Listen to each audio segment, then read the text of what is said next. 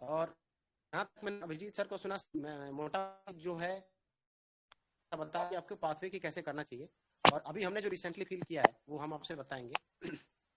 तो जैसा सर ने बताया कि अपने को जो भी अपना ग्रेजुएशन है, ऑप्शनल है, हॉबी है, और भी कोई चीज़ें हैं जो कि हम, जैसे कि अपना अपने एरिया में जहाँ से आपने ग्रेजुएशन किया है, इनके बारे में एक थोड़ा सा एक प्रश्नावली बना लीजिए आप लोग, और इसके आंसर खुद से प्रिपेयर कर लीजिए कि हमको ऐसे बोलना है, ऐसे बोलना है। और इसमें मेरे को और हम प्राची मैम दोनों का सोशियोलॉजी ऑप्शनल था, तो परमाइस का एक मटेरियल था, उसमें इंटरव्यू गाइडेंस करके, उसमें हर एक ऑप्शनल का उन्होंने बहुत ही डाइवर्स क्वेश्चन दिए हुए हैं। तो हमने क्या किया था, एक दिन ऐसे नॉर्मल कॉल करके, और इसका आंसर कैसे देंगी, मैं ऐसे आंसर देता, ये आंसर देते, हमने उस सारे ऑप्शनल के एक एक क्वेश्चन को ऐसे हमने डिस्कस कर लिया था। तो वो आई थिंक हमारे लिए बहुत काम का था, ऑल्दो मेरे से वो ऑप्शनल के क्वेश्चन पूछा नहीं गया, क्योंकि बहुत सारा डी डे पे भी डिपेंड करता है कि उस दिन क्या, कैसा बोर्ड का मूड है, क्या चाहता है वो, कौन से टॉपिक उनको पसंद आता है, वो सब चीज़ें बहुत सारी मैटर करती हैं। बट फिर भी प्रिपरेशन साइड में कोई कमी ना रहे, इसके लिए वो सही है कि आप लोग एक बार उसको डिस्कस कर लें सारे क्वेश्चंस को। फिर आता है हॉबी। हॉबी पर, क्योंकि इस बार मैंने देखा कि हॉबी पे बहुत ज़्यादा क्वेश्चन हो रहा था, भले ग्रेजुएशन भले छूट जाए लेकिन हॉबी नहीं छूट रहा था। तो हॉबी हम लोग को केवल भरने के लिए नहीं भर देना है, या तो आपका इंटरेस्ट है, या फिर आपने उस हॉबी को सच में परस्यू करते हैं, तभी आपको रखना है। बहुत सारे लोग ऐसे होते हैं जैसे कि हॉबी को भरने के लिए डायरी एंट्री या फिर गार्डनिंग ऐसा लिख लेते हैं, बट वो ऐसा नहीं करना चाहिए, मेरे ख्याल से वो एडवाइजेबल नहीं है मेरे हिसाब से। और तीसरा चीज, जो भी हम न्यूज़पेपर ये सब हम पढ़ते हैं वो तो है ही, सबसे इंपॉर्टेंट चीज है ये, देखिए पर्सनालिटी जो है वो पर्सनालिटी जजमेंट का है। तो यहाँ पे आपको कॉन्फिडेंस दिखाना है। फॉर एग्जाम्पल मैं अपना एक्सपीरियंस बताऊं तो दीप्ति मैडम का बोर्ड था मेरा, और लगातार जो क्वेश्चन की बम्बार्डमेंट हुई उनकी तरफ से, बहुत ही आउट ऑफ ब्लू कुछ भी पूछ रही थी मैम, तो मैं सॉरी बहुत बार बोला, मैंने करीब 15 क्वेश्चन में 12 बार सॉरी बोला कि सॉरी मैम। बट एक चीज कांस्टेंट थी कि मेरे चेहरे पे स्माइल नहीं गई। सॉरी सर बोलना है, लेकिन थोड़ा एक रिग्रेटफुल वाला स्माइल जो होना चाहिए, उसके साथ आप बोलो सॉरी, तो ये एडमिसेबल है। और जिस तरीके से लो मार्किंग हुई है, मुझे लगता है कि मुझे ठीक ठाक नंबर मिल गया है। तो कॉन्फिडेंस सबसे इंपॉर्टेंट है, वो किसी भी हालत में अपने को कॉन्फिडेंस नहीं खोना है। और तीसरा चीज ये है कि अंदर जाने का कोई घबराहट नहीं है, मतलब वहां पे आप जब जाएंगे तो एकदम ही कॉर्डियल माहौल बना लेते हैं, मतलब जैसे कि नहीं होता है कि और आनंद जी कंफर्टेबल हैं, शुरू करें। तो इस तरीके से आपको ऐसा कंफर्टेबल ग्राउंड देंगे कि आप बोलने के लिए बहुत ही कंफर्टेबल फील करेंगे। और कोई प्रिपरेशन से रिलेटेड है तो मैं इसके बाद क्वेश्चन आंसर के रूप में मैं ले लूंगा। फिलहाल मैं प्राची मैम को बोलूंगा कि कुछ अपना गाइडेंस, अपना जो भी है एक्सपीरियंस वो शेयर करें आपसे। Ma'am, ma'am hello.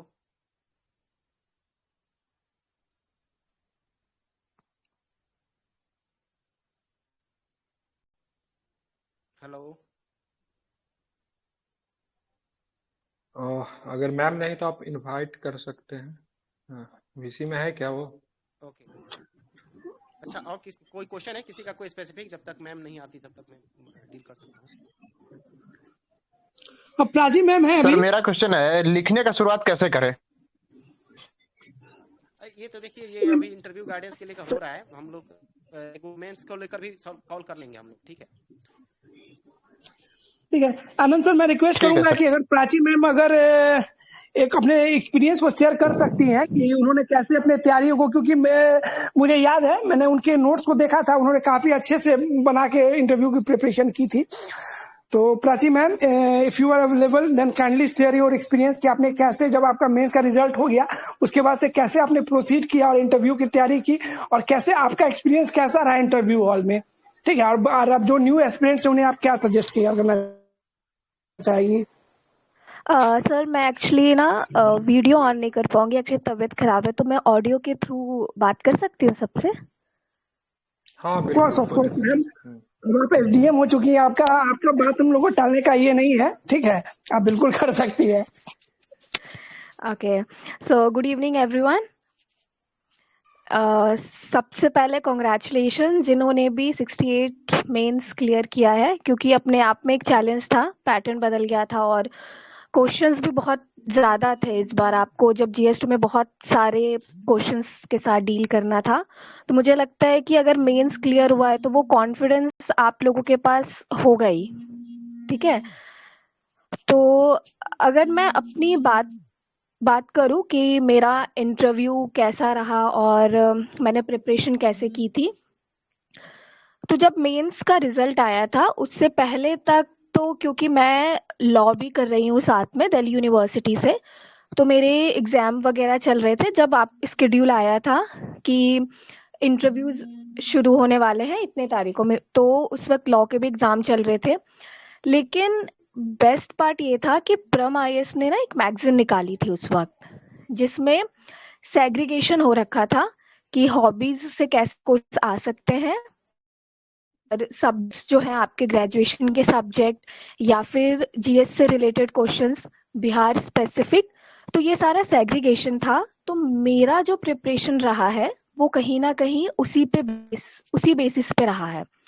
तो मेरी आप लोगों से ये रिक्वेस्ट होगी कि आप अगर कोई ऐसा मैगजीन मिल जाता है जहाँ पे कंपाइलेशंस आपको मिल रही है, वो आपके ऊपर है कि आप कहाँ से लेना चाहते हैं, बट क्योंकि मैंने प्रम आईएएस फॉलो किया था तो मैं आपको सजेस्ट करूंगी कि आप देखें और उसमें जो क्वेश्चंस गिवन है आप उन क्वेश्चंस को ना पहले तो आप अपने वर्ड्स में, फॉर एग्जांपल अगर क्वेश्चन पूछ लिया जाता है कि बिहार में अब ऐसी कौन कौन सी प्रॉब्लम से जो आपको लगता है या आप जब सर्विस में जाएंगे तो कौन कौन सी प्रॉब्लम से आप डील करना चाहेंगे, तो एक होता है कि हम रटा रटाया आंसर दे के जा रहे हैं हेल्थ एजुकेशन ये प्रॉब्लम्स हैं, लेकिन अगर आप खुद से तैयार करके जाएंगे ना तो जब वहाँ पे क्रॉस क्वेश्चनिंग होगी तो आप डील बहुत अच्छे से कर पाएंगे। क्योंकि जो मेरा पर्सपेक्टिव है इंटरव्यू को लेके वो ये है कि वहाँ पे आपका कॉन्फिडेंस, आपकी कम्युनिकेशन स्किल्स बहुत, और आप कैसे आंसर डिलीवर कर रहे हैं और आप कितना काम है वहाँ पे, क्योंकि बहुत सारे क्वेश्चंस होंगे और बहुत बेसिक क्वेश्चंस होंगे जो आपको नहीं आएंगे। फॉर एग्जांपल जैसे मेरा ना पॉलिटिकल साइंस से मैंने ग्रेजुएशन किया है, तो मुझसे जो मोस्टली क्वेश्चंस पूछे भी गए थे वो हॉबी और पॉलिटिकल साइंस से ही थे। तो उन्होंने मुझसे फैक्ट्स में क्वेश्चन पूछा था कि कितने शेड्यूल हैं, कितने पार्ट्स हैं और आर्टिकल्स कितने हैं, और ये बहुत बेसिक क्वेश्चन है, लेकिन मैं ना इसका आंसर मुझे कंफ्यूजन हो गई पता नहीं क्यों, तो मैं नहीं दे पाई थी, मैंने वहाँ पे सॉरी बोल दिया था। और अगर मैं आपको अपना इंटरव्यू एक्सपीरियंस बताऊँ ना तो मैंने अपने इंटरव्यू में बहुत सॉरी बोला है, स्पेशली फैक्ट्स पे। तो सबसे पहले मैं आपको ये बोलना चाहूँगी कि जब हम सॉरी भी बोलते हैं ना, तो जब आपने फर्स्ट क्वेश्चन फॉर एग्जांपल आपसे पहला पूछा गया, कुछ भी पूछ लिया उन्होंने कि what do you mean by this, और आपने बोल दिया सॉरी सर, तो जब आप फर्स्ट टाइम सॉरी बोल रहे होंगे ना तो वहाँ पे आपका ना कॉन्फिडेंस रहेगा, लेकिन जैसे जैसे जैसे जैसे हम बहुत ज़्यादा सॉरी बोलते हैं तो वो कॉन्फिडेंस डाउन हो जाता है। लेकिन मेरा सजेशन है कि अगर आप वो कॉन्फिडेंस रखेंगे तो वो आपको अच्छे मार्क्स मिल जाएंगे, क्योंकि सॉरी पर्सनली अगर मैं अपने एक्सपीरियंस से बताऊं, क्योंकि जितना मैंने नॉलेज गैदर किया है, मुझे अपने बोर्ड में 1 ऑफ द हाईएस्ट मिले हैं, और मैंने सच में बहुत फैक्ट्स पे मोस्टली मैंने ना सॉरी ही बोला था। तो फर्स्ट तो मैं आपको ये बोलना चाहूँगी कि वो कॉन्फिडेंस लाइए कि जितना आता है आप वो अच्छे से डिलीवर कर पा रहे हैं। आपका ग्रेजुएशन सब्जेक्ट पे आपकी पकड़ होनी चाहिए, एटलीस्ट आपसे जो ओपिनियन बेस्ड पूछे जा रहे हैं। तीसरा, आप किस तरीके से आंसर कर रहे हैं बहुत मैटर करता है। चौथा, आप वहाँ पे कितने काम है और प्रेजेंस ऑफ माइंड आपका कितना है। इसके लिए मैं कंक्लूड करने से पहले ना बस एक एग्जांपल आपको देना चाहूँगी कि रियल इंटरव्यू में एक्चुअली क्या हुआ था। मैं सबसे लास्ट कैंडिडेट थी, तो जब मेरी एंट्री हुई तो क्या हुआ कि एंट्री के बाद मैं ग्रीट करना भूल गई, तो मैं गुड इवनिंग नहीं बोल पाई थी। अब वो मुझे समझ तो आ गया था कि मैं नहीं बोल पाई हूँ, तो उस चीज़ को मैंने कोशिश की लास्ट में कवर अप करने की। तो मैं जब इंटरव्यू मेरा ख़त्म हो गया था तो मैंने वहाँ बोला था कि sir I am sorry. Obviously मैं ये नहीं बोल सकती थी कि सर मैंने ग्रीट नहीं किया है, इसके लिए आई एम सॉरी। तो आई सेड कि सर जहाँ तक मैं रिकॉल कर पा रही हूँ मैं ग्रीट करना भूल गई थी। तो ऑब्वियसली उन्होंने उस चीज़ को पॉजिटिवली लिया था जहाँ तक मुझे लगता है, बिकॉज उन्होंने बोला था कि we are accepting your greetings and don't worry about it, and सब हंस रहे थे। तो मैंने ये एनेक्डोट इसलिए दिया क्योंकि मैं ये बताना चाह रही हूँ कि हम बहुत सारी प्रिपरेशन करके जाएंगे, जैसे कि अभिजीत सर ने भी बताया और आनंद सर ने भी बताया कि डिस्कशंस कीजिए, ये सारे एरियाज है जिन पे आपको काम करना है। लेकिन कहीं ना कहीं डी-डे क्या होने वाला है, हम पैनल्स के सामने कैसा रिएक्ट करेंगे वो हम पहले से जज नहीं कर सकते हैं। तो कंक्लूड अगर मैं करना चाहूँ, मेरी तरफ से 4 मतलब जो पॉइंट्स हैं, कॉन्फिडेंस रखिए, प्लस जो बेसिक चीज़ें हैं उसकी नॉलेज आपको होनी चाहिए, कम्युनिकेशन स्किल्स बहुत मैटर करती है, और साथ ही साथ आप मॉक इंटरव्यूज़ दीजिए क्योंकि आप बहुत सारा ज्ञान ले लेंगे टॉपर्स को सुन के इधर से उधर से, बट रियलिटी में अगर आप इम्प्रूवमेंट चाहते हैं कि हाँ फर्स्ट डे मैंने मॉक इंटरव्यू दिया था और मैं बोल ही नहीं पा रहा था या पा रही थी, तो अगर उसमें आप इम्प्रूवमेंट चाहते हैं तो मॉक इंटरव्यूज से बेटर कुछ नहीं है। वहाँ पे आपको ना खुद एनालाइज आप कर पाएंगे कि कहाँ पे मैं लैग कर रहा हूँ, कर रही हूँ। तो मेरी साइड से एज ऑफ नाउ इतना ही है, और अगर कोई क्वेश्चन आपको बाद में होगा तो आप पूछ सकते हैं। Thank you.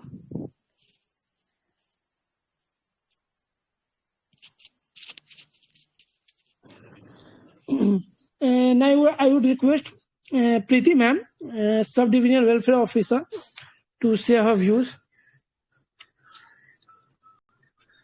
Hello, good evening everyone and congratulations. अभी जैसा कि आपको यहाँ पे आनंद मोहन सर और हेलो सर, आवाज आ रही है? या मैम, यू आर ऑडिबल। जी मैम, आ रही है आवाज।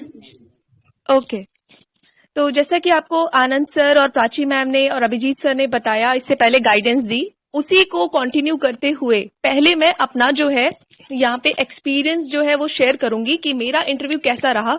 उसके आपको कुछ यहाँ पे पॉइंट्स बताऊंगी कि इस इंटरव्यू के लिए क्या क्या चीजें चेक होती हैं और यहाँ पे आपको क्या क्या चीजें कैसे प्रिपेयर करना है। तो पहली बात तो जो आपको यहाँ पे बुकलेट दी गई है इस टेलीग्राम चैनल पे, उसको आप फॉलो करिए। उसके जो भी वहां पे क्वेश्चंस हैं, जो भी आपके हॉबीज से रिलेटेड हैं, उन पे आप अपना जो आंसर्स है वो प्रिपेयर करिए। तो अब मैं बताती हूँ पहले अपना एक्सपीरियंस, वो पहले मैं शेयर करती हूँ।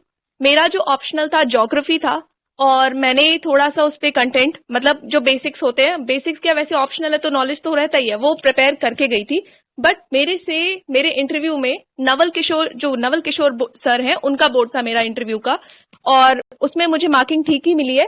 मतलब उनका जो भी मार्किंग रेंज है, न्यू बोर्ड था ये, और इसमें जो था ज्योग्राफी के मुझे एक क्वेश्चन भी नहीं मिले। तो ऐसा नहीं है कि आप प्रिपेयर करके नहीं जाएंगे, ऑल्दो कि आपका ये 68 मेंस में ऑप्शनल को क्वालिफाइंग कर दिया गया है, बट स्टिल आपको इसका बेसिक नॉलेज तो होना ही चाहिए। तो मेरे से क्वेश्चन क्या पूछा गया, हिस्ट्री से क्वेश्चन था, role of women in the national movement, या फिर उनका नाम बताइए जो भी विमेन थी। तो अब ये देखिए, मैंने हिस्ट्री प्रिपेयर करके नहीं गई थी, जो भी माइंड में रिकॉल था मैंने वो बताया, और मैंने अपने पूरे इंटरव्यू में 3 से 4 बार सॉरी भी बोला। मेरा इंटरव्यू अप्रोक्सीमेटली 13 मिनट्स के लिए चला था। प्लस पॉइंट ये था, I was very much confident through out the interview. तो कॉन्फिडेंस जो है, जैसा कि आपको इससे पहले प्राची मैम और Abhijit sir and Anand sir सबने बताया, कॉन्फिडेंस को लो नहीं करना है। अब ये जो आपका डर है, ये जो आपका कॉन्फिडेंस है, देखो डर को दूर करना है, कॉन्फिडेंस को बनाना है। अब इसको कैसे करेंगे आप? इसके लिए होता है मॉक इंटरव्यू। तो आपको यहाँ पे जो भी आपका मॉक इंटरव्यूज आप जितना देना चाहें, 2, 3, 4 दीजिए, लेकिन उसमें आपको ये करना है कि अपना जो डर है ना, वो सारा इन इंटरव्यू में दूर करना है। आपको यहाँ से प्रैक्टिस करके अपना डर को दूर करना है और कॉन्फिडेंस को बनाए रखना है। तो कॉन्फिडेंस से आपका जो है वो प्लस पॉइंट रहता है, पॉजिटिविटी रहती है पूरे इंटरव्यू में। अब करंट अफेयर्स पे चले, तो करंट अफेयर्स में मेरे से क्वेश्चन जो था, मतलब जाते ही मेरे से जो क्वेश्चन कुछ भी पूछा जा सकता है, मेरे से पूछ लिया उन्होंने सीपेक। तो मैंने उनको बताया, क्योंकि मैं वैसे इसके बारे में पढ़ के नहीं गई थी, but still it was there in my mind that कि China Pakistan economic corridor which runs from this Xinjiang province to Gwadar port. तो उनका नेक्स्ट क्वेश्चन क्या था मेरे से, what's the length of this, मुझे याद नहीं था, आई सेड सॉरी सर। तो अब यही है ना, और चेयरमैन की तरफ से पहला क्वेश्चन यही आया था मेरे लिए, सीपेक। अब उसके बाद मतलब ये आपसे डीपली जा सकते हैं, कुछ भी क्वेश्चन पूछा जा सकता है, लेंथ पूछा जा सकता है। तो काफी टाइम हो गए थे पढ़े हुए, तो लेंथ याद नहीं था, तो इट वाज ओके। अब ये होता कि अगर आप उस इंटरव्यू में सोचते रहते कि मैंने तो लेंथ नहीं बताया, कि अब मैं टेंशन में आ जाता हूं या फिर आ जाती हूँ, तो उससे क्या होगा, आपका बाकी का परफॉर्मेंस डाउन होगा। तो आपको इसमें ये करना है कि इंटरव्यू में कोई गलती हो रही है, इट्स ओके, कोई बात नहीं, आप अपने आगे के परफॉर्मेंस पे ध्यान दीजिए, तो वो आपके लिए सही रहेगा। इसके बाद क्वेश्चन मुझसे बिहार स्कीम से भी पूछे गए थे एंड मेरा जो क्वेश्चन था ज्यादातर मुझे दो मेंबर्स थे, वो डीएसपी एंड मेरा आर्मी बैकग्राउंड था, मेरे फादर आर्मी से हैं तो उस पे रिलेटेड था कि आप आर्मी बैकग्राउंड से आती हैं तो डीएसपी में क्या मतलब आप क्या डिफरेंस, आप पुलिस में क्यों जाना चाहती हैं, क्या डिफरेंसेस है। तो ये क्वेश्चन हो गया आपके बैकग्राउंड के ऊपर, आप जिस भी बैकग्राउंड से हैं वहां से क्वेश्चंस आ सकते हैं, आपके ग्रेजुएशन से क्वेश्चन आ सकते हैं। मेरा ग्रेजुएशन जो है वो इंजीनियरिंग है, तो उन्होंने बोला मुझसे कि आपको नहीं लगता कि देश में साइंटिस्ट की ज्यादा जरूरत है, नासा में, इसरो में आप जा सकती हैं, तो आपने इस एडमिनिस्ट्रेटिव सर्विस क्यों चुना। तो मैंने उनको बोला कि देखिए मैं इंजीनियर हूं, मेरा इलेक्ट्रॉनिक्स एंड कम्युनिकेशन था तो उसमें मैंने सेंसर्स पे काम करा है, मैं इसका जो अपना जो कंट्रीब्यूशन है, जो भी मुझे नॉलेज है वो मैं यहाँ पे लोगों को गाइड करके, डिवाइसेस गाइड करके, या फिर जो भी आप बोलना चाहें, जो भी आपका ऑप्शनल ग्रेजुएशन है उससे रिलेटेड आप बोल सकते हैं, उनको कन्विंस करना है कि जो भी आपने स्टेप लिया है वो सही स्टेप है। और उसके बाद मैंने बोला कि तैयारी के मतलब जैसे मेरा ग्रेजुएशन खत्म होता है मेरा ध्यान थोड़ा एडमिनिस्ट्रेटिव सर्विस की तरफ आ गया, क्यों आ गया इसका भी आंसर आपको प्रिपेयर करना है। तो ये सब कुछ क्वेश्चंस थे जो पूछे गए थे और फिर आपको करंट से रिलेटेड क्वेश्चंस भी पूछे जा सकते हैं, जो भी न्यूज में है वो सारी चीजें पूछी जा सकती हैं। ये भी क्वेश्चन पूछा जा सकता है जीविका दीदीज के बारे में, क्या आप पॉइंट्स बता सकते हैं टू डेवलप बिहार, वो आपको बताना होगा। तो ये पूरा इंटरव्यू जो है मेरा 13 मिनट्स तक चला था और यहाँ इसमें मैंने 4 to 5 टाइम्स सॉरी भी बोला था, बट ठीक है।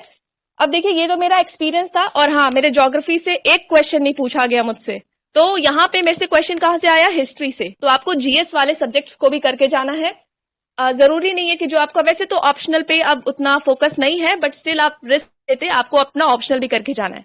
अब देखते हैं कि इंटरव्यू में क्या होता है, क्या चीजें टेस्ट होती हैं, वो सारी चीजें हम एक बार डिस्कस करते हैं।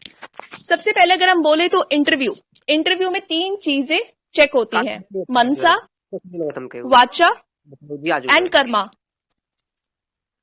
देखिए 3 चीजें चेक होती है, मनसा, वाचा एंड कर्मा। मनसा योर माइंड, वाचा your speaking skills, communication skills जो आप बोलते हैं, एंड कर्मा आप कैसा कर्म करे हैं या फिर जो भी आपकी एक्टिविटीज हैं एटसेट्रा। अब यहाँ पे आपकी चेक होती है पर्सनालिटी में आ जाता है योर डिसीजन मेकिंग एबिलिटी, जिसपे वो आपको कुछ सिचुएशंस में डाल के आप कैसा डिसीजन ले रहे हैं ये भी चेक कर सकते हैं। सो आपको ये एसआरटी के भी प्रिपरेशन करना है, सिचुएशन रिएक्शन टेस्ट, ये भी आपको उस पीडीएफ में देखने को मिलेंगे। मतलब ये सारे क्वेश्चंस आपको पीडीएफ में अवेलेबल हैं और आप सिचुएशंस को एनालाइज करके खुद से भी कर सकते हैं। उसके बाद कॉन्फिडेंस को मेंटेन रखना है, पर्सनैलिटी में आपका कॉन्फिडेंस चेक होता है, but remember you shouldn't be over confident, नहीं होना है आपको, ओवर कॉन्फिडेंस नहीं रखना है, कॉन्फिडेंस रखना है। कम्युनिकेशन, जो भी आपके कम्युनिकेशन स्किल्स हैं, कम्युनिकेशन जो स्किल्स हैं वो अच्छे होने चाहिए, मतलब आप जो बात बोल रहे हैं वो सामने वाले को समझ आना चाहिए और वहां पे आपको ब्लफ नहीं करना है, उनको मतलब ऐसा नहीं बताना है कि मुझे बहुत कुछ पता है, नहीं पता है तो कोई बात नहीं, इट्स ओके। पर्सनालिटी चेक होती है जहां पे आपके सोच, विचार, माइंडसेट, ये सारी चीजें आपकी चेक होती हैं। अब यहाँ पे पर्सनालिटी में आपको रहना न्यूट्रल, मतलब आपको किसी पॉलिटिकल पार्टी की तरफ ओरिएंटेशन, ये सारी चीजें नहीं दिखानी है कि ऐसे आपके बातों से नहीं पता चलना चाहिए, आपके बातों से ये पता चलना चाहिए कि you are oriented towards people, for the welfare of the people, आप लोगों के लिए काम करना चाहते हैं, इसलिए आप इस बिहार एडमिनिस्ट्रेटिव सर्विसेज एटसेट्रा में आना चाहते हैं। उसके बाद है नॉलेज भी आपका चेक होता है, जो भी करंट इवेंट्स हैं, कहीं पे डिजास्टर्स आए हैं, रशिया यूक्रेन वॉर एटसेट्रा, जो भी आपका ये इजराइल पैलेस्टीन कॉन्फ्लिक्ट, क्या आपके व्यूज हैं उन पे, ये सारे क्वेश्चंस आपसे पूछे जा सकते हैं। And then comes your background, school, colleges, college में आपके कॉलेज का नाम ये क्यों है, स्कूल का नाम ये क्यों है, कैसे पढ़ा। तो देखिए जैसे कि किसी के कॉलेज का नाम हो जाता है, किसी पर्सनालिटी के बेसिस पे नाम है, तो उन पर्सनालिटी से रिलेटेड क्वेश्चन आ जाएंगे। जैसे अगर कोई जगजीवन राम कॉलेज है तो आपका उन जगजीवन राम जी पे क्वेश्चंस पूछे जा सकते हैं, उनका बिहार में क्या रोल था, ये क्वेश्चन आपसे पूछा जा सकता है। उसके बाद जॉब एक्सपीरियंस अगर आपको है और आपने ग्रेजुएशन काफी सालों पहले किया है तो आपके जो क्वेश्चंस हैं वो आपके जॉब एक्सपीरियंस से ज्यादातर होंगे। अब अगर आपने मतलब ग्रेजुएशन काफी टाइम पहले करा है और आप बस तैयारी कर रहे हैं तो भी आपको कोई बात नहीं, बस ग्रेजुएशन का सुपरफिशियल नॉलेज, ऊपरी जो भी आपको नॉलेज है वो काम आ जाएगा और बाकी वो आपसे पूछेंगे कितना टाइम क्यों लगा, प्रिपरेशन कर रहे हैं, तो बस नॉर्मल रहेगा। उसके बाद आपका जैसे ये ग्रेजुएशन ऑन ऑप्शनल, हाँ, तो ग्रेजुएशन में जितने भी सब्जेक्ट्स हैं आपको ये सारे सब्जेक्ट्स का एक बार नॉलेज होना चाहिए, वो आपसे पूछा जा सकता है। मिनिमम केस है ये, और अगर ईयर गैप है तो क्यों है। उसके बाद हॉबीज में अगर आप बोलते हैं सिंगिंग, तो आपको उसके रिलेटेड हर चीज, आपसे बिहार के सिंगर्स के बारे में पूछा जा सकता है। मैथिली ठाकुर जी को जैसे एम्बेसडर बनाया गया था इलेक्शन कमीशन के बारे में, तो उनसे रिलेटेड न्यूज आपसे पूछे जा सकते हैं, जो भी आपसे करंट अफेयर है। स्पोर्ट्स अगर आप बोलते हैं तो बिहार से कौन से एथलीट हैं जिन्होंने अभी रिसेंटली अवार्ड जीता है, या फिर कौन सा इवेंट है जो ऑर्गेनाइज हो रहा है, ओलंपिक्स के बारे में पूछा जा सकता है। नेशनल लेवल के एथलीट्स पूछे जा सकते हैं, इंटरनेशनल लेवल के पूछे जा सकते हैं, उनका रिकॉर्ड क्या है, ये सब पूछा जा सकता है। कुकिंग अगर बताते हैं तो आपसे स्पाइसेस, या फिर स्पाइसेस के नेम, या फिर जैसे आपसे जो ट्रांस फैट्स एक्सेट्रा है, ये सारी चीजें आपसे पूछी जा सकती हैं। अब चलते हैं हम लोग, जो भी आपका यहाँ पे आपने काफी चीजें कवर कर ली, और बस लास्ट में यही बोलना है कि अगर कोई मिस्टेक होता है तो इट्स ओके। इतना सारा आप तैयार कर रहे हैं तो आप इन सब, जो भी आपको ये पीडीएफ दिया गया है उसमें से जो क्वेश्चन आपके पर्सनैलिटी को सूट करते हैं, या फिर जैसे आपका बैकग्राउंड, जो भी आपका ग्रेजुएशन है सेम है, उससे रिलेटेड क्या क्वेश्चन पूछे गए हैं, उन पे आप अपने आंसर्स को फ्रेम करिए, प्रैक्टिस करिए, और मतलब रेडी रहिए। इसमें कोई बात नहीं है आप कितनी बार भी सॉरी बोले, बस आपका वहां पे पर्सनालिटी मेन है जो चेक होता है, योर कम्युनिकेशन स्किल्स, कॉन्फिडेंस आपका है कि नहीं, decision making ability and the overall personality. So thank you. Kishan sir आप अवेलेबल हैं क्या? Kishan sir okay, I think वो भी नहीं है। मैं रिक्वेस्ट करूंगा मुकेश सर से कि उन्होंने जो मैगजीन इंटरव्यू गाइडेंस के लिए बनाया है, तो उसमें थोड़ा सा वो एक्सप्लेन करें कि उसमें क्या क्या है और बच्चे कैसे उनमें से फायदा उठा सकते हैं। ठीक है ना? मुकेश सर अगर आप अवेलेबल हैं तो काइंडली प्लीज। हाँ सर, गुड इवनिंग सबको। सर मैगजीन के बारे में अगर बताएं तो मैगजीन में क्या दिया गया है, क्योंकि मैगजीन क्या है ना कि आपके एफर्ट्स को कम किया है। आपके पास उतना टाइम है नहीं कि आप हर एक ऑफिसर से या गूगल पे जाकर या बहुत सारे साइट पे जाकर के आप इंटरव्यू के क्वेश्चन को इकट्ठा करें कि क्या क्या पूछ सकता है। इस मैगजीन में वही किया गया है कि आपके एफर्ट को कम करके हम कॉम्प्रिहेंसिव वे में सब कुछ आपके सामने में रख दिए हैं, और आपको भटकाव कम होगा। जैसे अगर हॉबी ही तैयार करना है, अगर मान लीजिए कुकिंग मेरा हॉबी है, तो आप इस मैगजीन में देख लीजिए कि कम से कम कुकिंग से क्या क्वेश्चन पूछा गया है और उसका टेंडेंसी क्या होता है। अगर आप हॉबी कुकिंग हॉबी देते हैं तो वो ये नहीं जानता है या एक्सेप्ट भी नहीं करता है कि आप जनरली मेस में रह के खाना बनाना सीखे होंगे। वो एक छोटा सा आपसे अच्छा कुकर होने का उम्मीद करता है। ये भी पूछ सकता है कि चलो हम अगर डायबिटीज पेशेंट है तो हमको आप कौन सा डाइट मतलब खाना सजेस्ट कीजिएगा, हमको ये भी बताइए। तो कोई भी हॉबी रखें, इस मैगजीन को पढ़ लीजिए कि क्या क्या है, स्टेट लेवल पे क्या क्या एग्जाम मतलब प्रॉब्लम आ सकता है और क्या क्या क्वेश्चन पूछ सकता है। इस मैगजीन में अच्छे से दिया गया है। बिहार की अगर बात करें तो बिहार में आपसे ये कभी नहीं पूछेगा कि बिहार में प्रॉब्लम क्या है, क्योंकि मुंह से जो सेंटेंस निकलेगा वही यहाँ प्रॉब्लम है। हाँ, जो भी प्रॉब्लम हम बोलेंगे ना उसका सॉल्यूशन आपके माइंड में होना चाहिए। अगर आप एग्रीकल्चर प्रॉब्लम है, साइंस एंड टेक भी यूज कर सकता है कि साइंस एंड टेक का एग्रीकल्चर में क्या योगदान है। तो इन सारी बातों पे ध्यान रखिए। 67 का जब का इंटरव्यू जब था तो एक हमको घटना याद है, हॉबी के रिलेटेड हम बताना चाहेंगे कि एक मोटा ताजा आदमी वहां पे बैठा हुआ था पैनल में, बैठे थे, और हॉबी में वो दिए थे रनिंग मेरा हॉबी है। तो ये जाहिर सी बात है कि पर्सनैलिटी और हॉबी दोनों मैच करना चाहिए। हॉबी है रनिंग और पूरा मोटा सोटा आदमी है, पेट फुला हुआ है, तो इस तरीका से हॉबी मत चुनिएगा।